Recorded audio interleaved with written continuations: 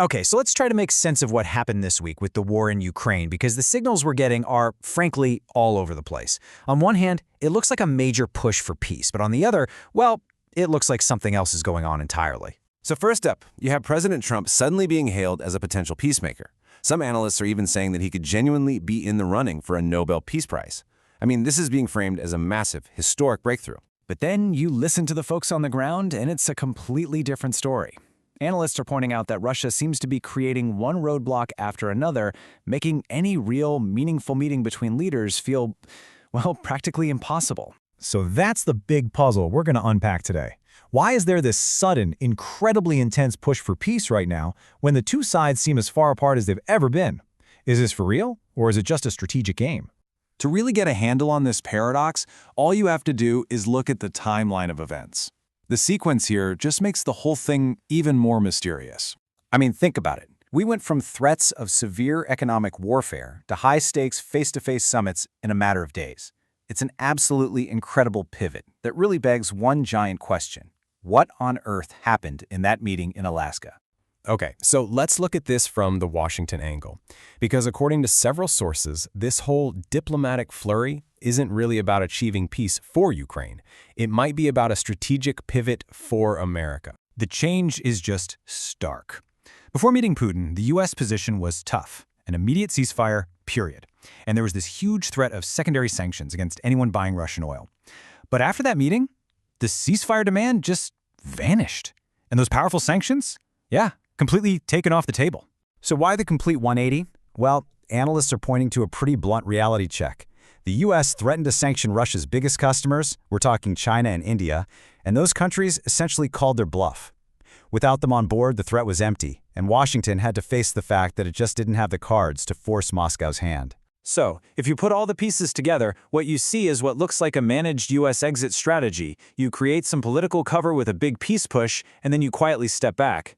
You shift the massive financial burden onto your European allies, and you pivot your own resources to what you see as the main event, the strategic competition with China. And you know, this whole idea of an American pivot, it really shines a new light on the core demands from Kyiv and Moscow.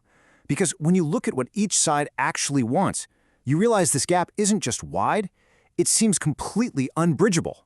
Let's start with Ukraine. They are being crystal clear. They are not asking for vague promises.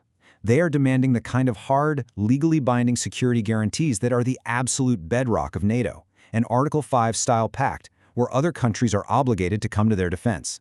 Meanwhile, Russia's goals are way bigger than just territory. They want a complete redesign of Europe's entire security setup, one that guarantees Ukraine never joins NATO and basically carves out a permanent sphere of influence for Moscow.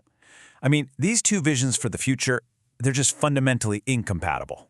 And if you want a perfect little snapshot of just how deep this divide is, just turn on Russian state television.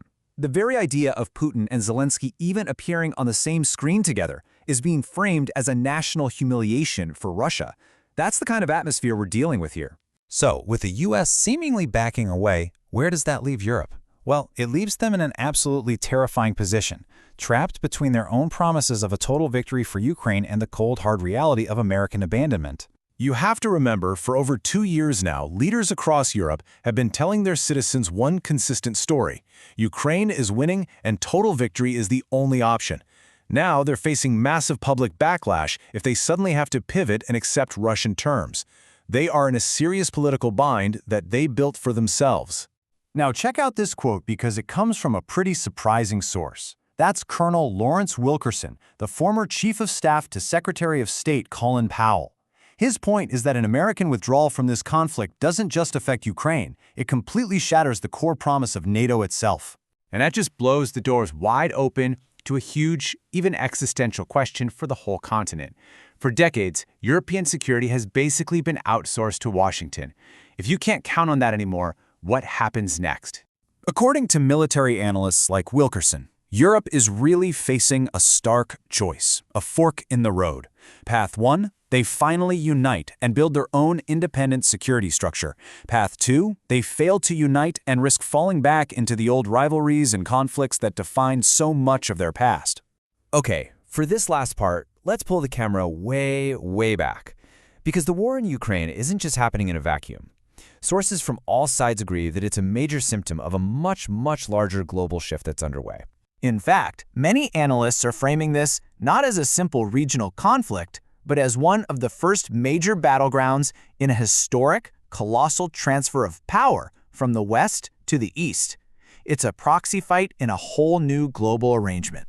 What we are literally witnessing is the end of the post-World War II US-dominated era, the old order.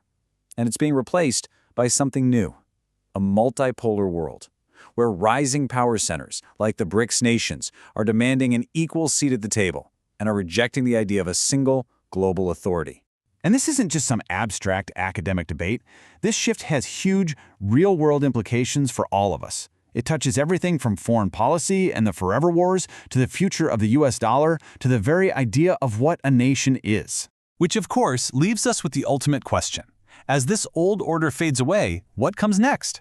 Are we heading into a new era of stable, balanced power? Or are we walking into a chaotic free-for-all where regional powers compete for dominance? The honest answer is, nobody knows for sure.